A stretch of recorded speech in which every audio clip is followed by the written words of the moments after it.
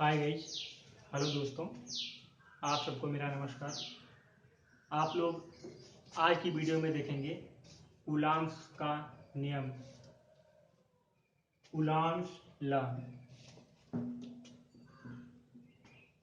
Please यदि आप लोग हमारे वीडियो देख रहे हों, पहले इसे सब्सक्राइब करें, फिर बेल आइकन को दबाना ना भूलें। अगर वीडियो अच्छी लगे तो लाइक भी करें और शेयर भी करें। आइए हम पढ़ते हैं कूलॉम्स लॉ। कूलॉम्स लॉ पढ़ने से पहले हम कुछ जानते हैं कूलाम क्या होता है। कूलाम क्या है? यदि हम जानते हैं कि किन्हीं दो समान प्रकार के आवेश, कोई दो समान प्रकार के आवेश एक दूसरे को क्या करते हैं, प्रतिकर्षित करते हैं, और विपरीत प्रकार के आवेश एक दूसरे को आकर्षित करते हैं। आइए देखते हैं। तो कूलाम, कूलाम शब्द कहाँ से आया? कूलाम एक फ्रांसीसी वैज्ञानिक का नाम है। ये उन्होंने 1785 में एक नियम दिया, जिसे कूलाम का नियम कहते हैं। वो नियम क्या है? जब हम किन्हीं दो बिंदु आवेशों को आपस रखते हैं, आदमी को रखते हैं, तो उनके बीच लगने वाले बल को वैद्युत बल कहते हैं, और इसी को ही हम आकर्षण अथवा प्रतिकर्षण बल के नाम से भी जानते हैं। जैसे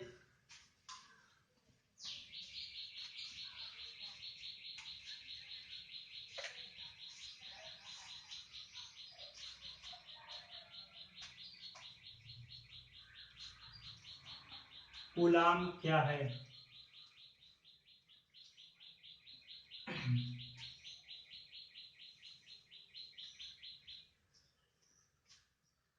यदि निर्वात में, क्या निर्वात में कोई तार रखते हैं, अर्थात कोई चालक तार रखते हैं, तो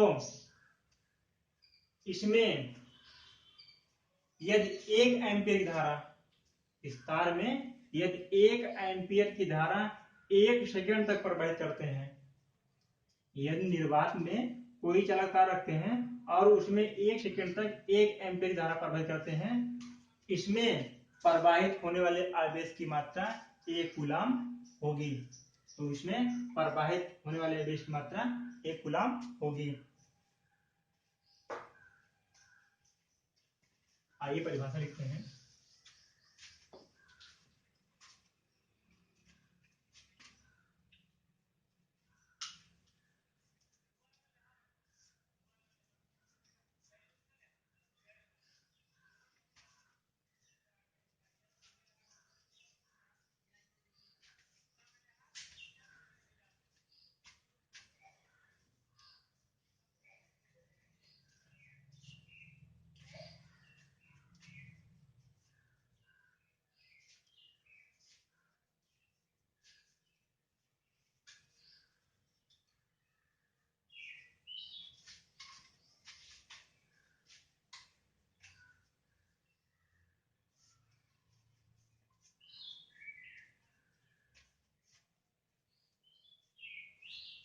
निर्वात में रखी चालक तार में यदि 1 एम्पियर की धारा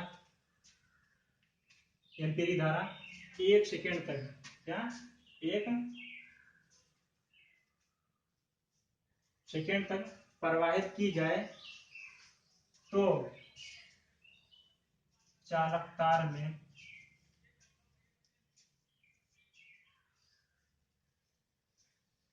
प्रवाहित आवेश की मात्रा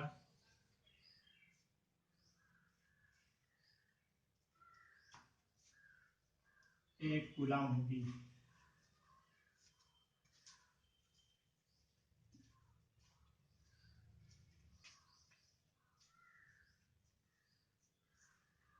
इसे सी से लिखते हैं, इसे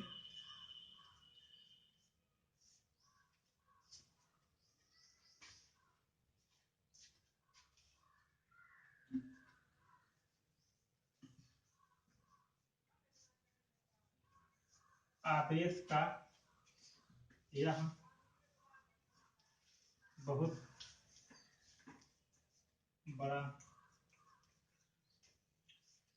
मात्रक है, इसलिए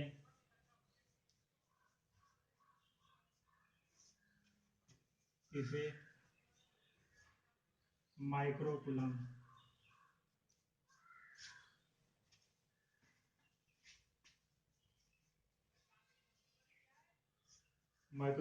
भी लिखा जाता है। एक कूलम बराबर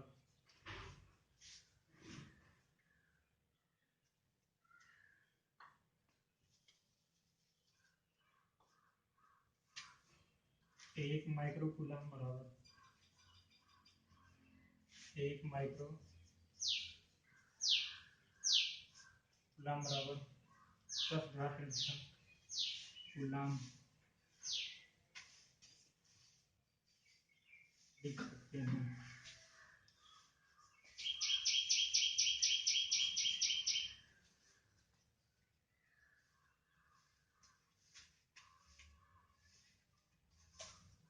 आपने क्या देखा, निर्वात में रखे चालक तार में यदि 1 एम्पीयर की धारा 1 सेकंड तक प्रवाहित की जाए तो चालक तार में प्रवाहित आवेश की मात्रा 1 कूलम होगी। इसे सी से लिखते हैं। आवेश का यह बहुत बड़ा मात्रक है, जो कूलम है ये आवेश का बहुत बड़ा मात्रक है, इसलिए इसे हम माइक्रोकूलम भी लिख सकते हैं या लिखा जाता है। हम जानते हैं 1 माइक्रोकूलम बराबर 10⁻⁶ कूलम। जैसे कि आप लोगों ने इसके पहले देखा कि कूलम क्या है। अब कूलम का नियम देखते हैं। कूलम का नियम हम जानते हैं कि समान प्रकार के आवेश के बीच प्रतिघर्षण बल लगता है और विपरीत प्रकार के आवेशों के बीच आकर्षण बल लगता है, जिसे हम वैद्युत बल भी कहते हैं। आइए देखते हैं वैद्युत बल।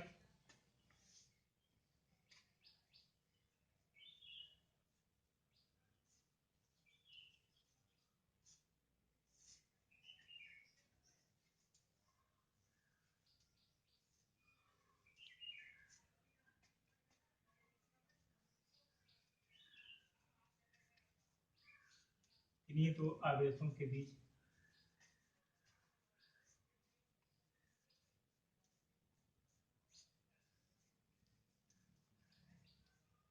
लगने वाले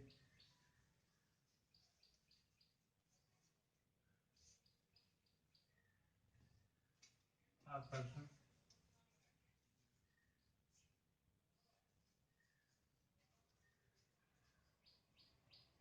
प्रतिकर्षण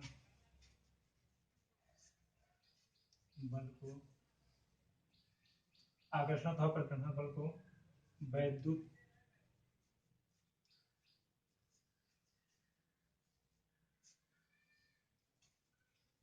बल कहते। आपने क्या देखा, वैद्युत बल किसे कहते हैं? किन्हीं दो आवेशों के बीच, जैसे एक बल ये Q1 है, दूसरा बल Q2 है, किन्हीं दो आवेशों के बीच लगने वाले आकर्षण, यदि ये दोनों आवेश समान प्रकार के हैं तो इनके बीच लगने वाला बल क्या होगा? प्रतिकर्षण। ये दोनों विपरीत प्रकार के हैं, अर्थात एक प्लस है एक माइनस है, तो इनके बीच लगने वाला बल क्या होगा? आकर्षण। अर्थात लगने वाले आकर्षण अथवा प्रतिकर्षण बल को वैद्युत बल कहते हैं। आइए हम देखते हैं कूलम का नियम। सन 1785 में फ्रांस के वैज्ञानिक कूलम ने, कब? सन 1785 में, सन 1785 में फ्रांस के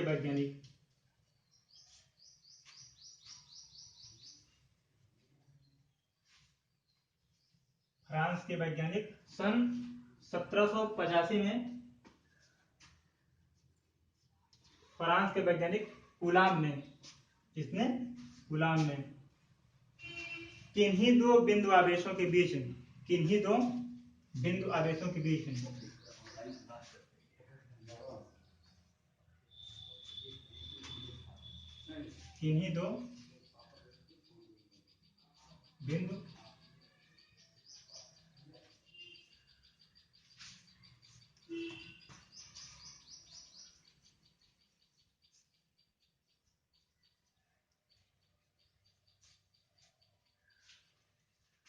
क्या देखा आपने?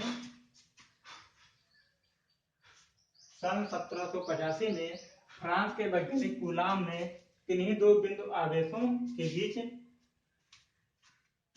लगने वाले बल को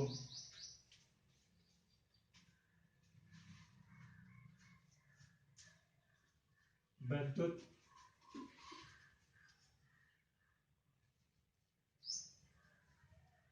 बताया,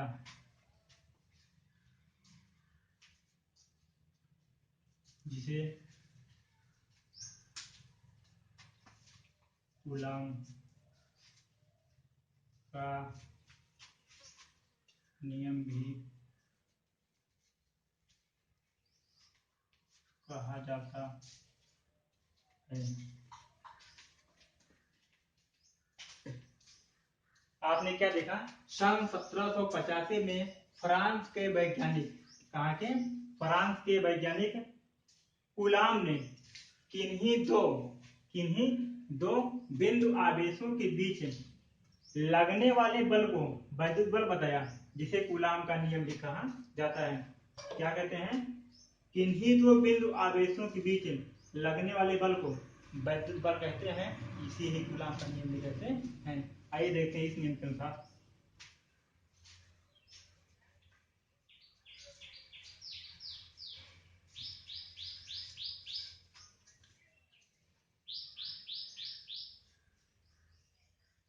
कूलाम के नियम अनुसार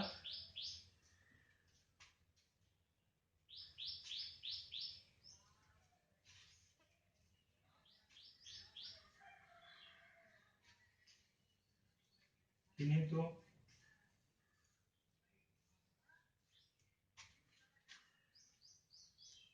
आवेशों के बीच किन्हीं दो बिंदु आवेशों के बीच लगने वाला बल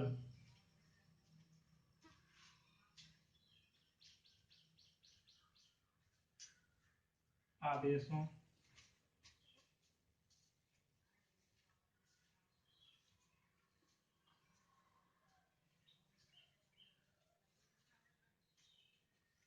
आवेशों की मात्राओं के गुणनफल के समानुपाती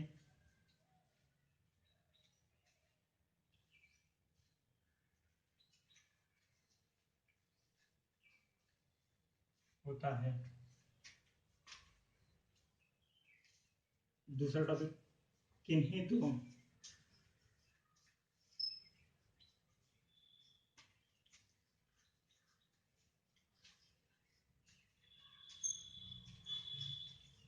किन्हीं दो बिंदु आवेशों के बीच लगने वाला बल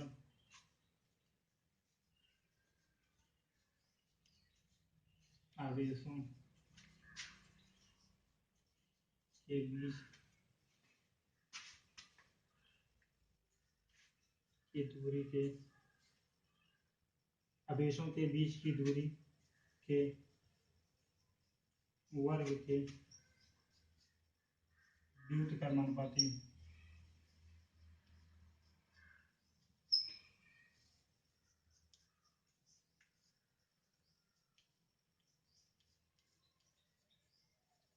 होता है। आपने क्या देखा? कूलाम के नियम में किन्हीं दो बिंदु आवेशों के बीच, अर्थात कोई दो बिंदु आवेश Q1 और Q2 है, किन्हीं दो बिंदु आवेशों के बीच लगने वाला, इनके बीच लगने वाला बल आवेशों की मात्रा, अर्थात ये Q1 और Q2 आवेशों की मात्राओं के गुणनफल के समानुपाती होता है। दूसरा क्या है? किन्हीं दो बिंदु आवेशों के बीच लगने वाला बल, और वही बल इन दोनों आवेशों के बीच की दूरी के वर्ग के व्युत्क्रमानुपाती होता है। इस नियम के अनुसार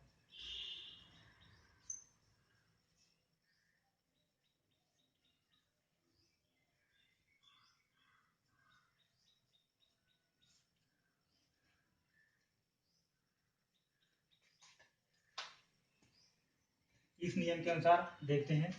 माना दो बिंदु आवेश क्या है? माना बिंदु ए पर Q1 व R दूरी पर भी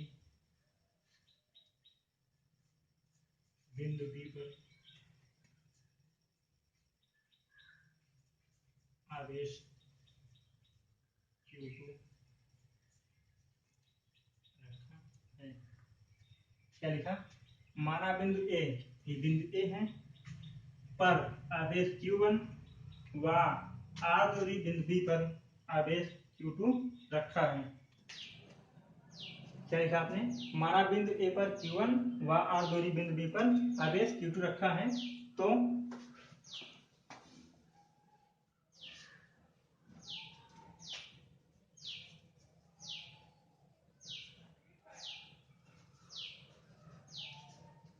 बिंदु आवेश Q1 व Q2 के कारण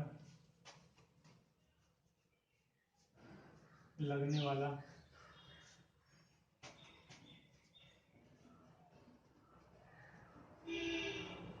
आकर्षण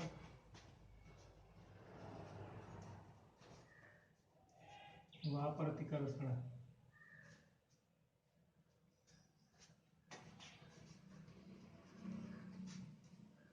बल यह समानुपाती लगने वाला बल F समानुपाती Q1 इंटू Q2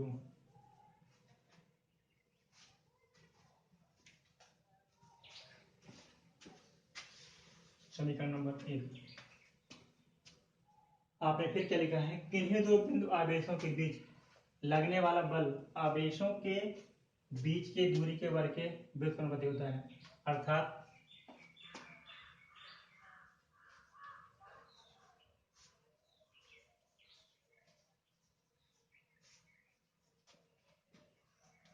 Q1 व Q2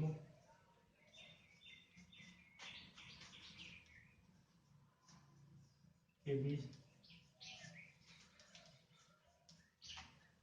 लगने वाला बल यह समानुपाती 1/r²। आपने क्या देखा? बिंदु आवेश Q1 व Q2 के बीच लगने वाला बल बीच की दूरी के वर्ग के व्युत्क्रम होता है, अर्थात यह समानुपाती 1/r²। Question number 2।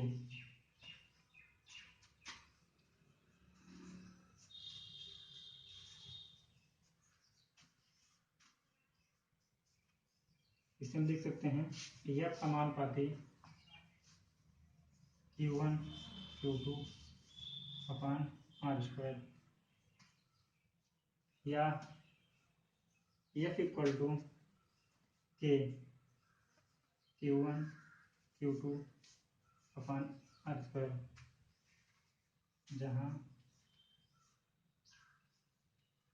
जहां के अनुक्रमानुपाती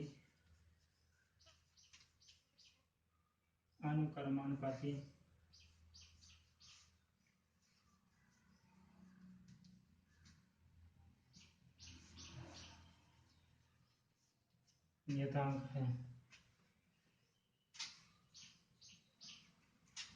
F equal to K into Q1 Q2 r², जहां ये K क्या है? अनुक्रमानुपाती नियतांक है। इसे प्रावैद्युत स्थिरांक भी कहते हैं। इस K का मान, जिसे प्रावैद्युत स्थिरांक कहते हैं, इस K का मान जो आवेश है Q1 Q2 इनके बीच जो माध्यम है उन पर निर्भर करता है।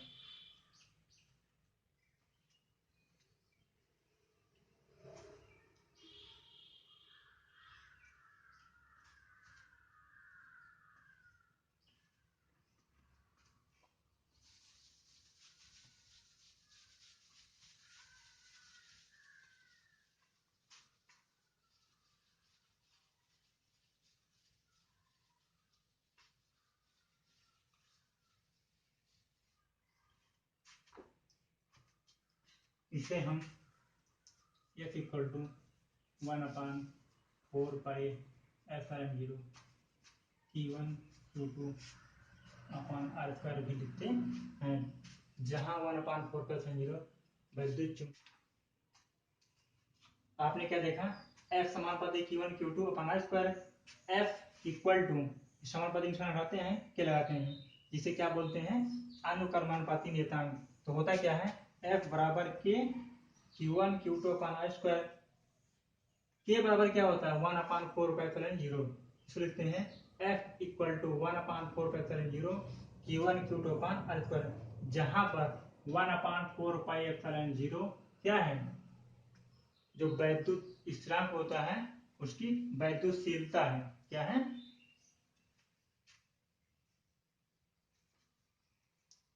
जहां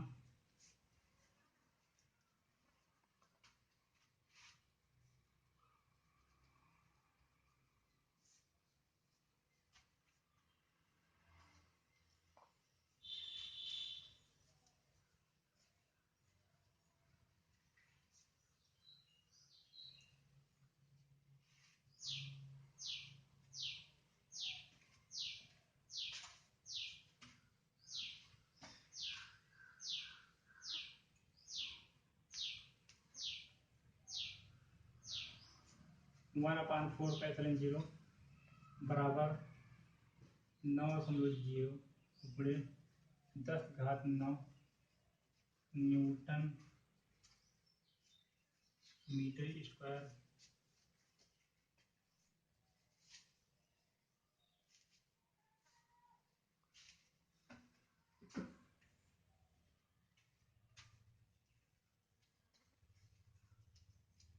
आपने क्या देखा कि F बराबर 1/4πε0 Q1 Q2 अपॉन r², जहां 1/4πε0 माध्यम की, जो Q1 और Q2 के बीच माध्यम होगा उसकी क्या है, वैद्युतशीलता है, परावैद्युतांक की वैद्युतशीलता है। 1/4πε0 इक्वल टू होता है 9.0 इंटू 10⁹ क्या,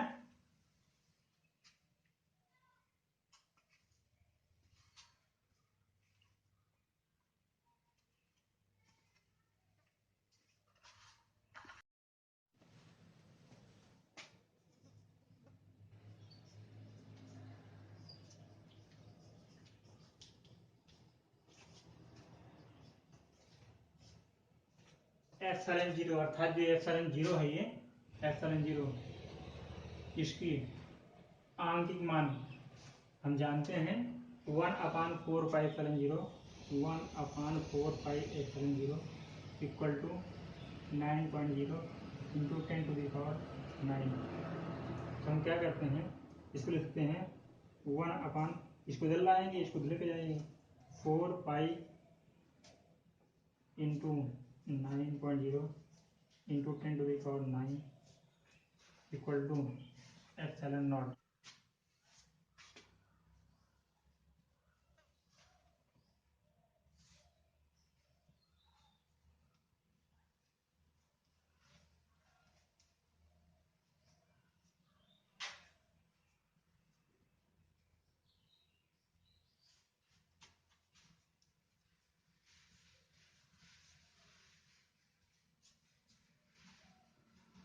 तो वह क्या है, ε0 बराबर 8.85 गुणे 10⁻12 कूलाम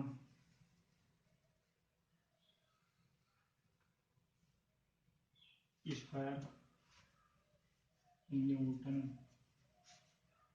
मीटर स्क्वायर। इसको हम इससे मल्टीप्लाई करेंगे, इसको इससे मल्टीप्लाई करेंगे और इससे मल्टीप्लाई करेंगे। मल्टीप्लाई करने के बाद इसको ऊपर ले जाएंगे, ये पावर मानक में हो जाएगा, और फिर उसके बाद जो ये डेसिमल है इसको और इधर ले आएंगे करीब में इसके, तो और मानक हो जाएगा। सॉल्व करके आप चेक कर सकते हैं।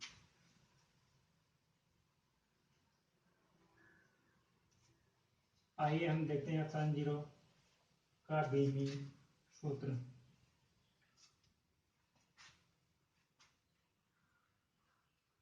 क्योंकि F बराबर होता है 1/4πε0 4 pi epsilon 0 Q1 Q2 upon R square. तो हमें इस एप्सिलॉन 0 को बीम स्ट्रोक निकालना है, इसलिए इसको इधर लेकर के आते हैं, इसको इधर लेके जाते हैं। क्या हो जाएगा, epsilon not equal to 1 upon 4 pi Q1 Q2 upon R square. अब हम बीमा रखते हैं, हो जाएगा, ये बीमाहीन है। Q1 और Q2 आवेश है, और आवेश का मात्रक कूलाम, अर्थात बीमा क्या होता है, ए टी, हो जाएगा ए स्क्वायर टी स्क्वायर, क्योंकि Q1 Q2 दोनों आवेश हैं, इसलिए हो जाएगा ए स्क्वायर टी स्क्वायर। और यहाँ पे है एफ, एफ की बीमा क्या हो जाएगी, एम एल टी माइनस 2, और इसकी बीमा क्या हो जाएगी, एल 2। हम क्या करेंगे, इसको A square sorry A2 T2 into M L T minus 2,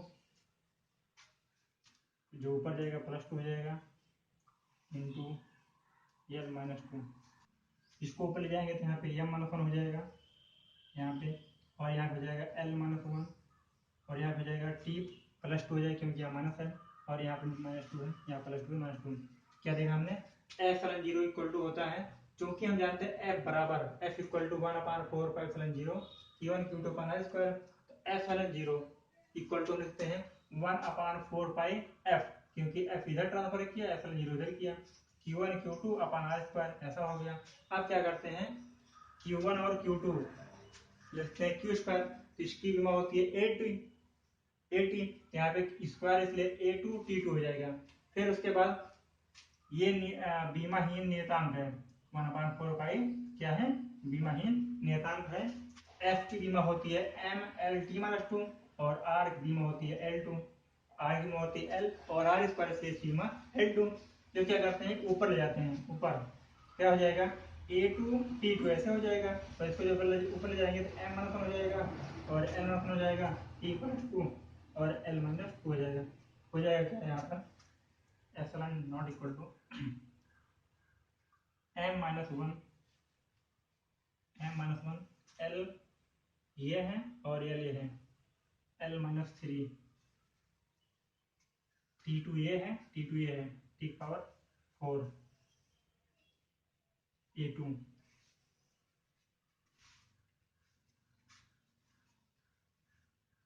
आपने क्या देखा, एप्सिलॉन नॉट का विमीय सूत्र, क्योंकि हम जानते हैं F equal to 1/4 pi epsilon 0 Q1 Q2 upon R square, ये होता है।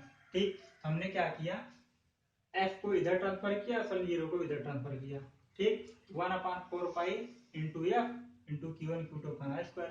ठीक, हमने क्या किया, ये 1/4 पाई क्या है, बीमाहीन नियतांक है, इसलिए हमने Q1 Q2 की बीमा हमने A2 T2 रखा, और यह बीमा एम एल टी माइनस 2 रखा, और आर बीमा L2, क्योंकि यहाँ स्क्वायर है इसलिए यहाँ पे L2 हो जाएगा, और यहाँ पे Q1 Q2 स्क्वायर होगा, Q1 Q2 स्क्वायर होगा, इसलिए यहाँ पे A2 T2 हो जाएगा। इसलिए इसको क्या किया हमने, A2 T2 ऐसे रहने दिया, इसको ऊपर ले गए, तो हो गया M minus 1 L minus 1 T minus 2, T minus 2 था, ये क्या हो गया, T प्लस 2 हो गया। उसके बाद L प्लस 2 था, L माइनस 2 हो गया, ऊपर जाने पर हमने क्या किया, A2 ऐसे रह गया, T प्लस 2 ये है, T प्लस 2 ये, इसलिए T पावर 4 हो गया, M माइनस 1 है, M माइनस 1 हो गया, L माइनस 2 इधर है, और माइनस 1 इधर है, इसलिए यहाँ पे क्या कहते हैं, L3 हो गया। ये हो गया विमीय सूत्र।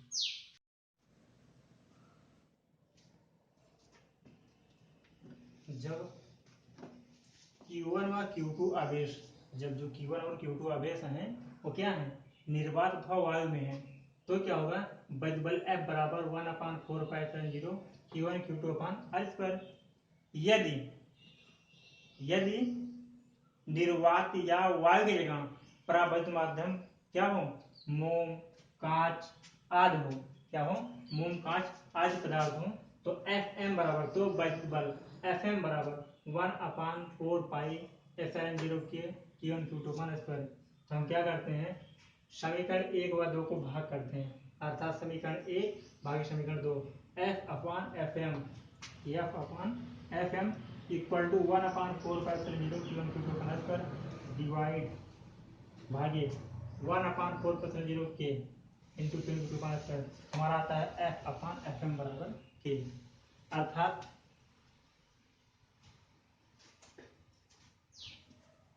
हम कहते हैं निर्वात या वायु में रखे आवेशों के बीच लगने वाला विद्युत बल तथा किसी परावैद्युत माध्यम जैसे कि मोम या कांच में रखे आवेशों के बीच लगने वाला विद्युत बल के अनुपात को हम क्या बोलते हैं, वैद्युत परावैद्युतांक के बोलते हैं।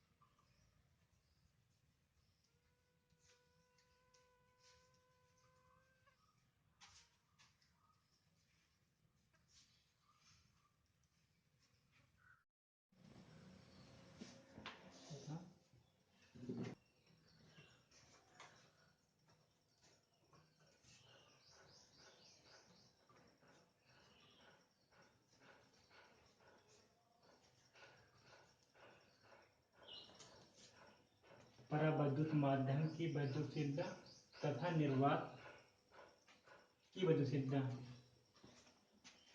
के अनुपात को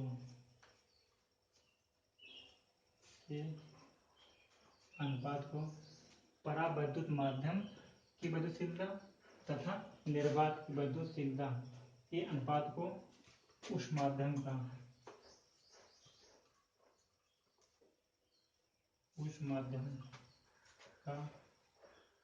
परावैद्युतांक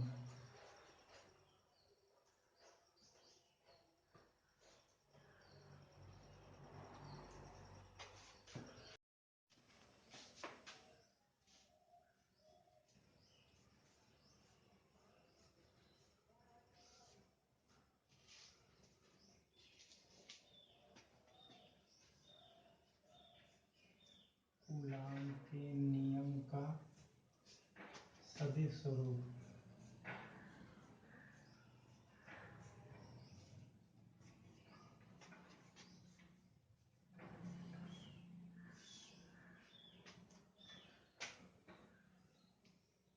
कूलाम्स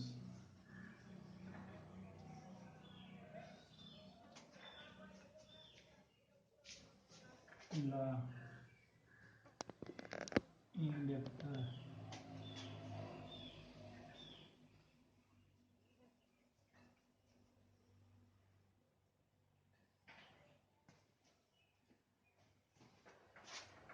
कूलाम के नियम का सदिश स्वरूप, coulombs law in vector form. आइए हम देखते हैं। माना एक बिंदु ए लेते हैं, इस पर आवेश Q1 और यहाँ से r दूरी पर एक बिंदु B लेते हैं, यहाँ पे आवेश का मान Q2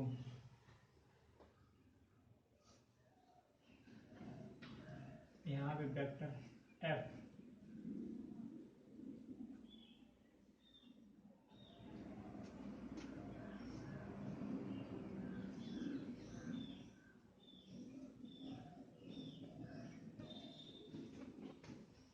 आवेश Q1 के कारण, आवेश Q1 के कारण, आइए देखते हैं।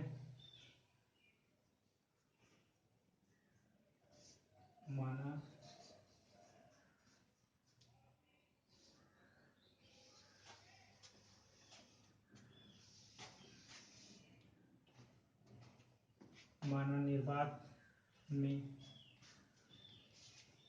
रखे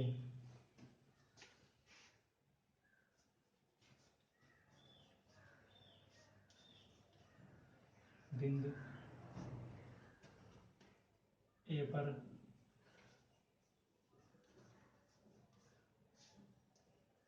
आवेश Q1 व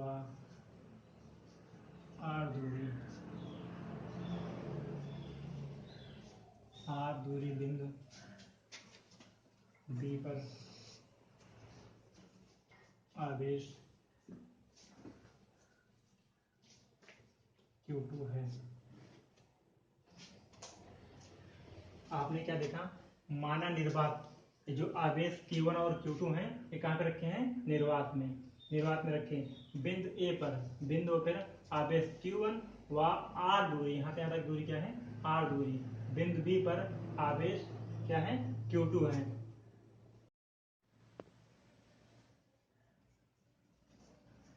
आवेश Q1 के कारण आवेश Q2 पर लगने वाला बल F सदिश 2 1 क्या कह रहे हैं, माना आवेश Q1 के कारण आवेश Q2 पर लगने वाला बल F21 equal to 1/4 pi epsilon 0 Q1 Q2 upon R² into unit vector R12, जहाँ यूनिट वेक्टर R12 आवेश Q2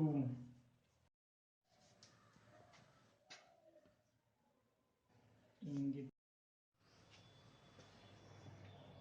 आपने क्या देखा, माना आवेश Q1 के कारण आवेश Q2 पर लगने वाला बल F21 equal to 1/4 pi 0 Q1 Q2 upon R² into unit vector R12, जहाँ ये R12 क्या है, यूनिट वेक्टर R12 आवेश Q2 मतलब आवेश Q2 की ओर इंगित करने वाला, मतलब इधर को दिखाने वाला एकांक वेक्टर है। ठीक इसी प्रकार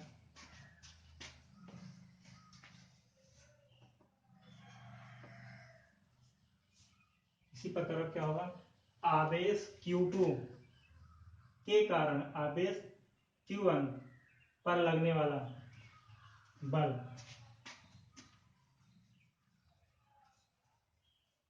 आवेश Q2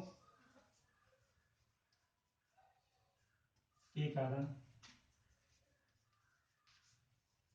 आवेश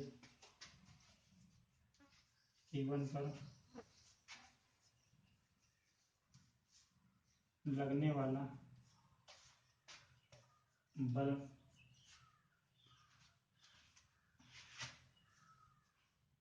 सदिश vector F12 equal to 1/4 pi epsilon 0 Q1 Q2 upon R² into unit vector R21,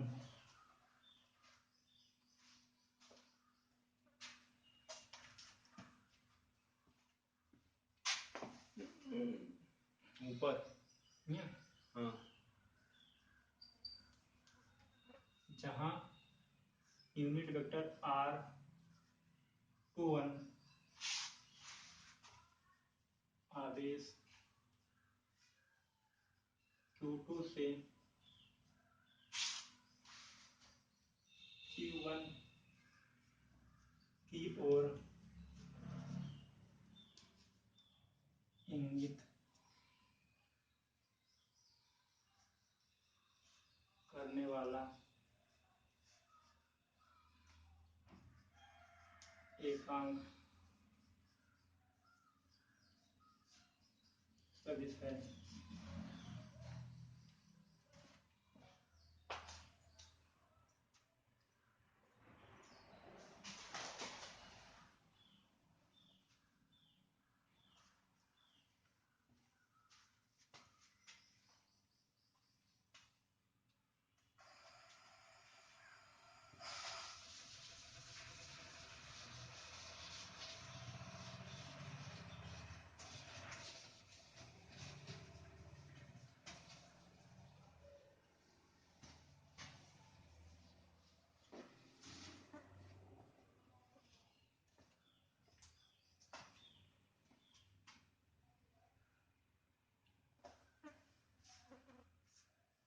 vector Q1 व वेक्टर F1 2 को इस सदिश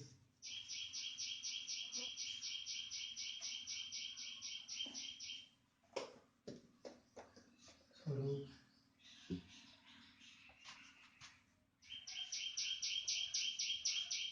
कहते हैं।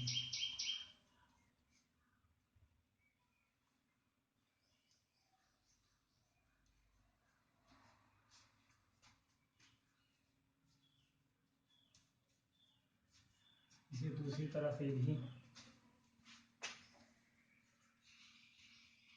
लिखा जा सकता है।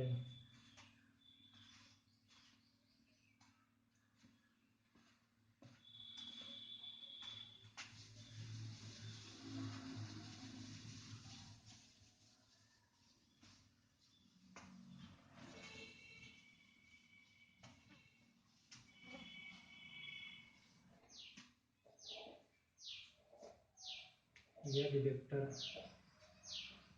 R12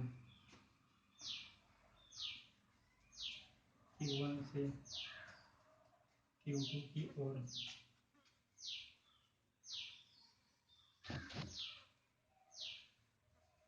विस्थापन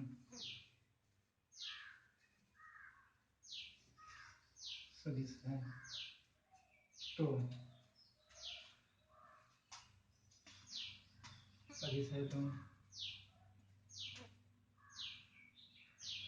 unit vector R12 equal to vector R12 upon vector R।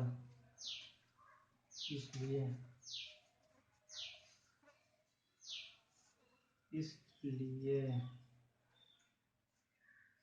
F सदिश equal to 1/4πε0 Q1 Q2 upon R² into vector R12 upon R 1/4πε0 Q1 Q2 upon R³ into R12, जहाँ R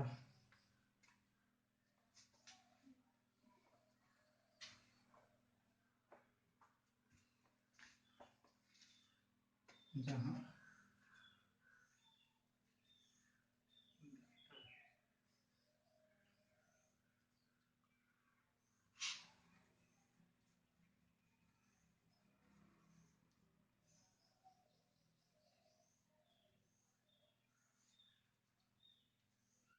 जैसे इसको लिखा वेक्टर 2 1, इसी प्रकार vector 1 2 क्या vector 1 2 equal to 1/4 ये आप जानते हैं Q1 Q2 अपान R क्यूब इंटू वेक्टर अर्थात सभी वेक्टर R21 जहाँ वेक्टर R इक्वल टू होता है वेक्टर R12 और हमने वैल्यू रखा ये R² ये होता है पहले से ये आप जानते हैं और इतना ये होता है मैंने इसको मल्टीप्लाई किया R³ आ गया R12 ऐसे हो गया वही ये हो गया दूसरा पहले F1 2 1 था यहाँ पे 2 1 1 हो गया।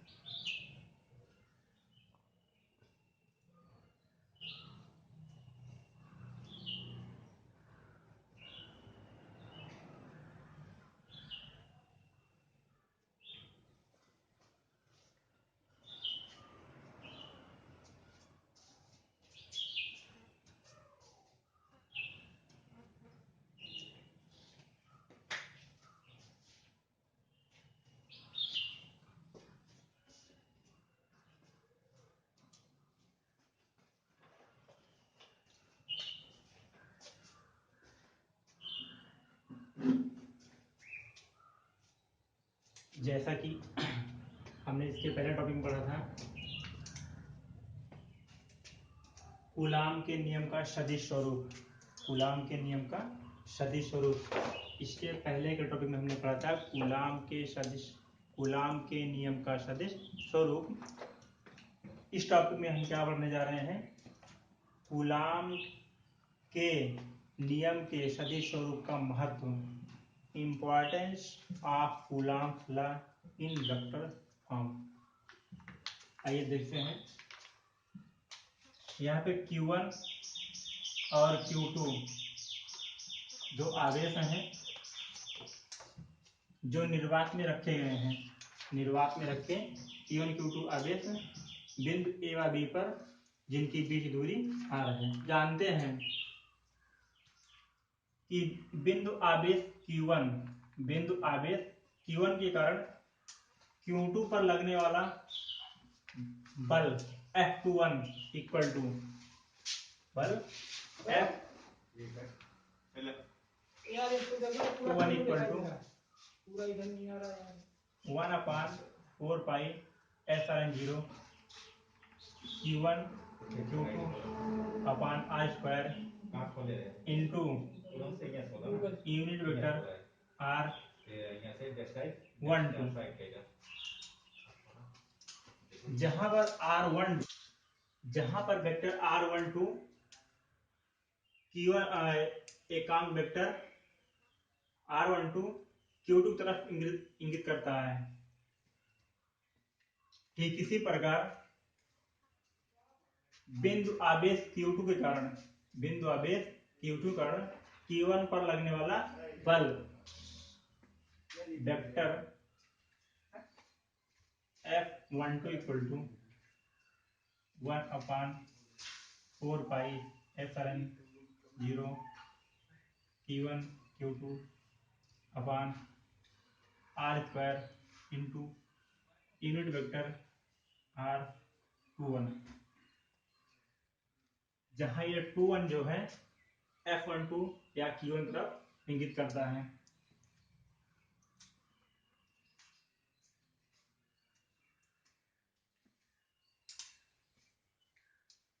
हम देखते हैं यूनिट वेक्टर 1 2 और यूनिट वेक्टर 21 एक दूसरे को विपरीत दिशाओं में इंगित करते हैं।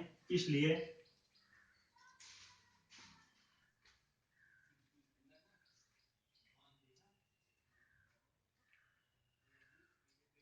जहां यूनिट वेक्टर R21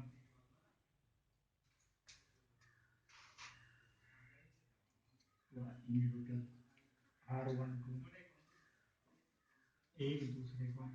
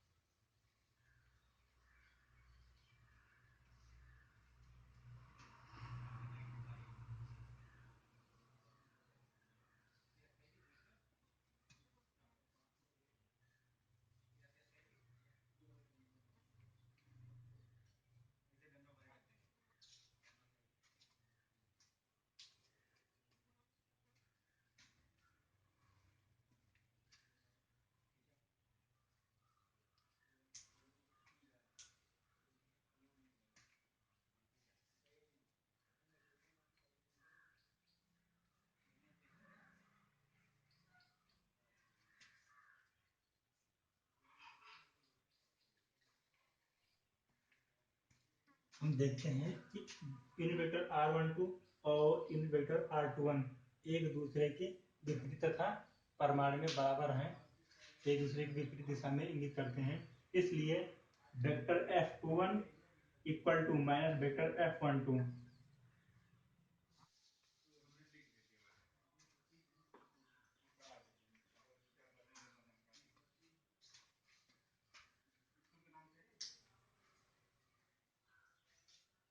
दोनों आवेश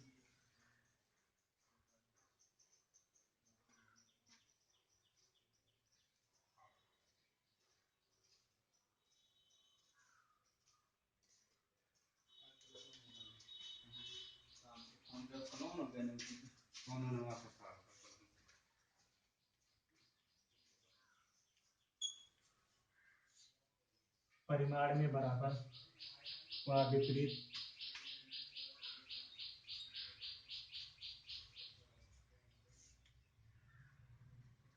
दोनों आवेश अर्थात Q1 Q2 परिमाण में बराबर व विपरीत दिशाओं में है। इसलिए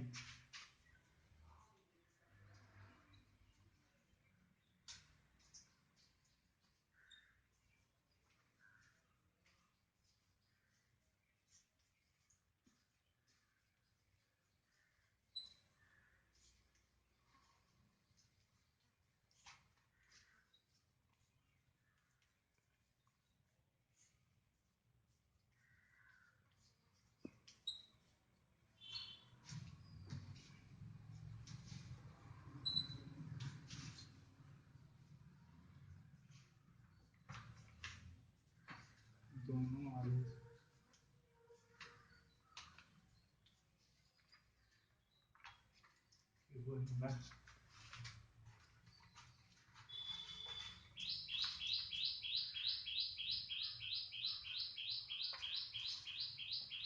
दोनों आवेश Q1 और Q2 एक दूसरे को मिलाने वाली रेखा के अनुदिश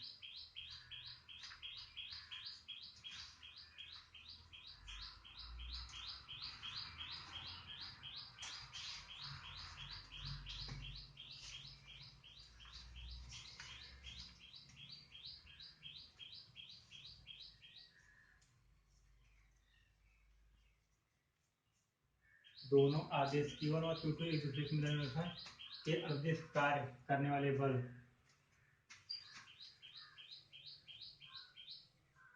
वेक्टर F21 माइनस वेक्टर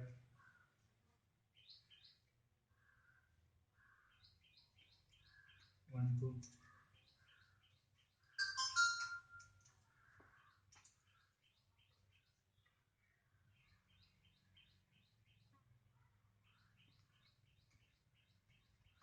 दोनों आवेश अर्थात कि Q1 व Q2 एक दूसरे को मिलाने वाला, मतलब इन दोनों को मिलाने वाले रेखा के अंतरिक्ष कार्य करने वाले जो बल F12 है और F21 है, F21 और F12, F21 और F12 एक दूसरे के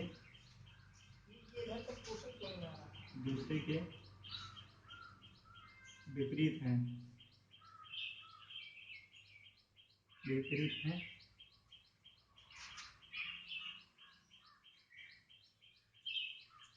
क्या कह रहे हैं, जो कार्य करने वाले बल ये F12 है और F21 है, ये एक दूसरे के विपरीत हैं। अतः स्थिर वैद्युत बल, अतः इनके बीच जो विद्युत बल है, इनके बीच जो विद्युत बल है, अतः स्थिर वैद्युत बल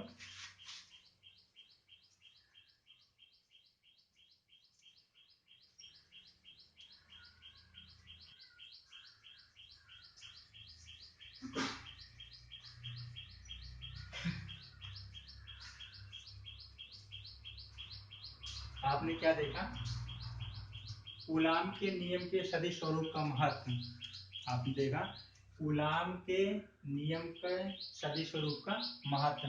तो कूलाम का नियम आप क्या जानते हैं, F बराबर होता है 1/4 pi epsilon 0 Q1 Q2 upon R square, जो कि आप जानते हैं। तो यहाँ क्या देखा कि कोई दो बिंदु है A और B, क्या है, कोई दो बिंदु A और B हैं। A पर आवेश रखा गया है Q1 और बिंदु पर आवेश रखा गया है Q2। ये किसमें है रखे गए हैं, निर्वात में रखे गए हैं, और इनकी बीच दूरी R है। तो कि आवेश Q1 के कारण Q2 पर लगने वाला बल F21 है, क्या है, आवेश Q1 के कारण Q2 पर लगने वाला बल, Q1 के कारण Q2 पर लगने वाला बल F21 है, तथा आवेश Q2 के कारण Q1 पर लगने वाला बल F12 है, जिनका यूनिट वेक्टर अर्थात एकांक वेक्टर R12 और यहाँ पे R21 है।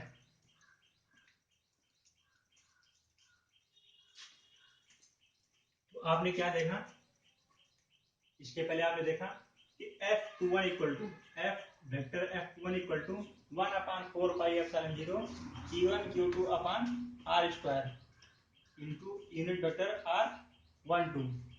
ठीक उसी प्रकार से आपने देखा F12 equal to 1/4 pi epsilon 0 Q1 Q2 upon R square into unit vector R12। आपने ये देखा, उनसे आपने क्या जाना